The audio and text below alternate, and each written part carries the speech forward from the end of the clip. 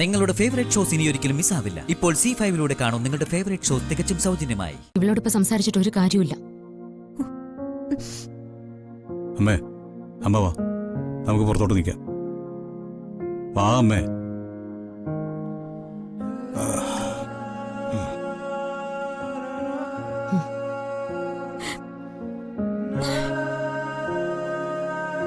ആതിരെ, നിന്റെ അഹങ്കാരം കുറച്ച് കൂടുന്നുണ്ട് കേട്ടോ. അതെ, അതാ എനിക്കും പറയാനുള്ളത്. പിണങ്ങിയത് നീയും നിന്റെ ഭർത്താവും. നിനക്ക് ദേഷ്യം മുഴുവൻ ഞങ്ങളോടാണല്ലോ. നിനക്ക് എന്തിന്റെ കുഴപ്പം ആതിരെ? നല്ല അടി കിട്ടാത്തതിന്റെ കുഴപ്പം. ആ, ഇവൾ എന്തിനാ ആത്മഹത്യക്ക് ശ്രമിച്ച നേരത്തേക്ക് അറിയോ? ആ, സംശയരോഗം. ഏ, സന്ദീപിനെ അനക്കിയം വെച്ച് ഇവക്ക് സംശയം. ദൈവമേ, പുറത്ത് ആരോടെങ്കിലും നമുക്കിത് പറയാൻ പറ്റുമോ? എന്താ പറയാൻ പറ്റാത്തെ?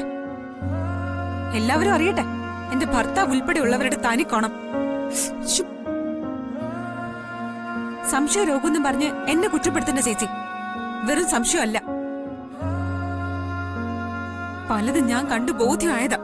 എന്ത് കണ്ടെന്ന്? എന്താ നീ കണ്ടത്? പറയേ. ഒരു ഭാര്യ കാണാൻ പാടില്ലാത്തതൊക്കെ ഞാൻ എന്റെ ഭർത്താവിന്റെ ഭാഗത്തുനിന്ന് കണ്ടതാ. അവര് സംസാരിക്കുന്നതും കേട്ടു. എന്നെ സന്ദീപിന് വേണ്ടെന്ന് ശരിക്കും മനസ്സിലായപ്പോഴാ ഞാനായിട്ട് അവരുടെ ജീവിതത്തിന് ഒരു തടസ്സം ഉണ്ടാക്കണ്ടെന്ന് വിചാരിച്ച് ചാകാന്ന് കരുതിയത്. ഗർഭിണിയായി എന്നെ ചതിച്ചിട്ട് വേറൊരുത്തിയുമായിട്ട് കൊഞ്ചു കൊഴിഞ്ഞ് നടക്കുന്ന ഒരു ഭർത്താവിനെ എനിക്കെന്തിനാ?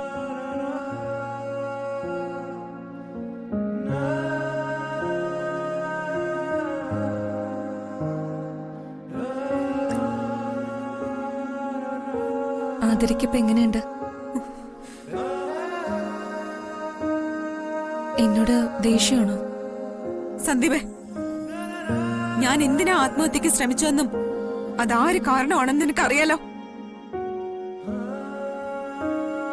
മരണത്തിൽ നിന്ന് കഷ്ടിച്ച് രക്ഷപ്പെട്ട എന്നെ വീണ്ടും ദ്രോഹിക്കല്ലേ?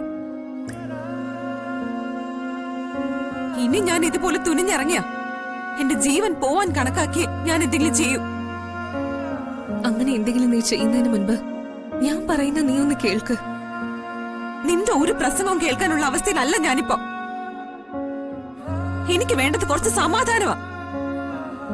അത് നീ ഇവിടുന്ന് ഇറങ്ങിപ്പോയാലേ എനിക്ക് കിട്ടും. ഞാൻ പോകും. അത് പക്ഷേ പറയാനുള്ളത് മുഴുവൻ നിന്നെ പറഞ്ഞ് മനസ്സിലാക്കിയിട്ടേ ഞാൻ പോകൂ. ഞാനിപ്പോ ഇവിടെ നിൽക്കുന്നത് നിന്റെ ഈ അവസ്ഥയ്ക്ക് കാരണക്കാരി ഞാനാണെന്ന് സന്ദീപ് പറഞ്ഞതുകൊണ്ടാ. ഞാൻ കാരണമാണ് നീ മരിക്കാൻ നടക്കുന്നതെങ്കിൽ അത് വേണ്ടാന്ന് പറയാൻ. ഇപ്പൊ നിന്റെ മുന്നിൽ നിൽക്കുന്ന അനഘയെ നിനക്ക് നന്നായിട്ടറിയാം. എന്നാ നിനക്കറിയാവുന്ന അനഘയല്ല ഞാനിപ്പോ. അതിന് ഇവരെല്ലാവരും സാക്ഷികളാ. എനിക്കുണ്ടായ വലിയൊരു പ്രശ്ന പരിഹാരത്തിൽ നിന്നാ ഇതെല്ലാം ഉണ്ടായത്. അധികം ആരും അറിയരുതെന്ന് എനിക്ക് നിർബന്ധം ഉണ്ടായിരുന്നു എന്റെ ഈ വലിയ പ്രശ്നത്തെ പറ്റി. എനിക്കൊരല്പം സംസാരിക്കാനുണ്ട്. എന്താ കാര്യം? വേഗം പറ. എടി, ഞാൻ നിന്നെ കല്യാണം കഴിക്കാൻ പോകുന്ന ആളാണ്. ഞാനും നമ്മുടെ അവന്തിക ചേച്ചിയും തമ്മില് ധാരണയായ കാര്യമാണ് നമ്മുടെ കല്യാണം.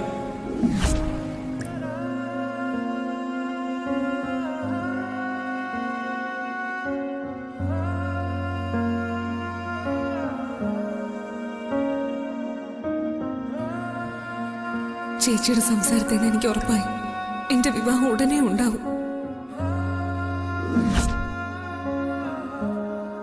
തന്റെ വിഷമം കണ്ടില്ലെന്ന് നടിക്കുന്നവരല്ല ഞാനുൾപ്പെടെ ഇവിടെ എല്ലാവരും.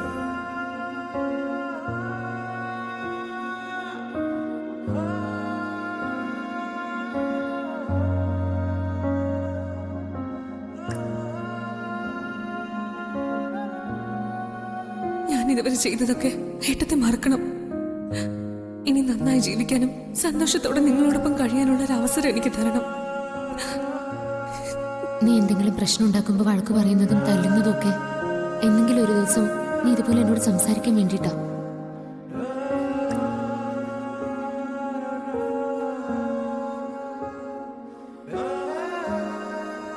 ഇതിനൊക്കെ ഇടയിലെ എന്റെ സന്ദീപിന്റെ സംസാരങ്ങളാ ആതിരയിൽ സംശയങ്ങൾ ഉണ്ടാക്കിയത്.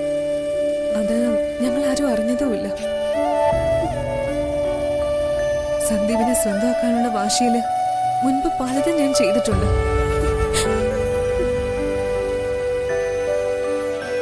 നിങ്ങളുടെ വിവാഹം കഴിഞ്ഞതിന് ശേഷവും പലപ്പോഴും നിങ്ങളുടെ ഇടയിലേക്ക് പ്രശ്നങ്ങൾ ഉണ്ടാക്കാൻ ഞാൻ വന്നിട്ടുമുണ്ട്. പക്ഷെ അതൊക്കെ എന്റെ തെറ്റായിരുന്നെന്ന് ഞാൻ തിരിച്ചറിഞ്ഞുകൊണ്ടാ നിന്റെ മുന്നിൽ ഞാനിപ്പോ നിൽക്കുന്നത്. സന്ദീപിന്റെ കുഞ്ഞിനെ പ്രസവിക്കാൻ പോകുന്നവളാ നീ.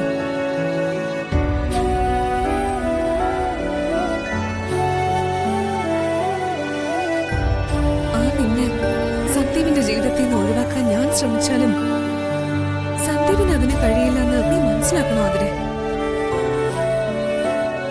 ഒരാളെ സംശയിക്കുന്നെന്ന് പറഞ്ഞ അതിനർത്ഥം അയാളെ നമ്മളെ മനസ്സിലാക്കിയിട്ടില്ലെന്ന്.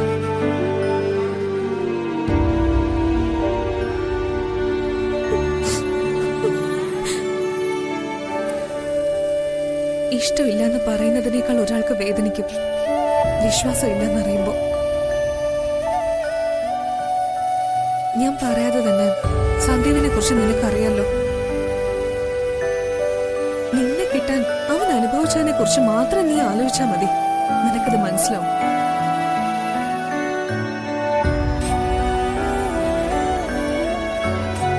വിവാഹത്തോടെ ഇഷ്ടം തീർന്നു പോകുന്ന ചില സാധാരണ ഭാര്യമാരുടെ നിലയിലേക്ക് ആതിര തരം താഴരുത്. ഇപ്പൊ നിനക്ക് മനസ്സിലായോ എല്ലാം നിന്റെ തെറ്റിദ്ധാരണയായിരുന്നു? ഓരോന്നിനിറങ്ങി ചാടി പുറപ്പെടുന്നതിന് മുൻപ് സത്യാവസ്ഥ എന്താണെന്നറിയാൻ ഒന്ന് ശ്രമിക്കെങ്കിലും വേണ്ടേ? ഇനിയും നിനക്ക് മനസ്സിലായില്ലെങ്കിൽ നിന്നെ ഇതിൽ നിന്ന് ആർക്ക് രക്ഷപ്പെടുത്താൻ പറ്റില്ല. അതിരെ ഭാര്യ ഭർത്താക്കന്മാരിടയിലേക്ക് സംശയം ഒരു തവണ ഉണ്ടായ പിന്നെ അത് മാറാൻ വലിയ പാടാ.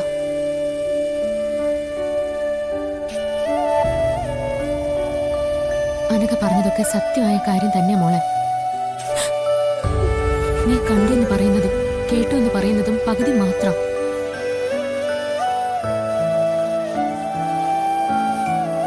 ബാക്കി പകുതി മുഴുവനും നിന്റെ തെറ്റിദ്ധാരണകളാ. ഞങ്ങൾ ഇത്രയും പറഞ്ഞിട്ടും നിന്റെ മനസ്സിൽ ഇനിയും സംശയം ബാക്കിയുണ്ടെങ്കിൽ നിന്നോട് ആരും ഇതിനെക്കുറിച്ച് സംസാരിക്കുന്നില്ല. അതിന് നിന്നെ എങ്ങനെ പറഞ്ഞു വിശ്വസിക്കണമെന്ന് എനിക്കറിയില്ല.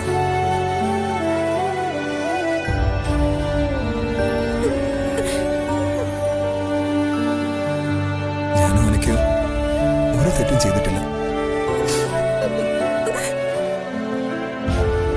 എന്റെ ഇത്രയും നേരത്തെ സംസാരത്തിൽ നിന്ന് നിനക്ക് എന്താ മനസ്സിലായതെന്ന് എനിക്കറിയില്ല. പഴയ ആ അനഘയായിട്ടല്ല ഞാൻ വന്നിതെല്ലാം നിന്നോട് പറഞ്ഞത്. പഴയ അനഘയായിരുന്നെങ്കിൽ നിന്നെ പറഞ്ഞ് മനസ്സിലാക്കുന്നത് പോയിട്ട് നിന്നെ കാണാൻ പോലും ഞാനിവിടെ വരില്ലായിരുന്നു എന്ന് നിനക്കറിയാലോ. ഞാൻ പോവുക. ഇനി ബാക്കിയൊക്കെ നിന്റെ തീരുമാനം പോലെ.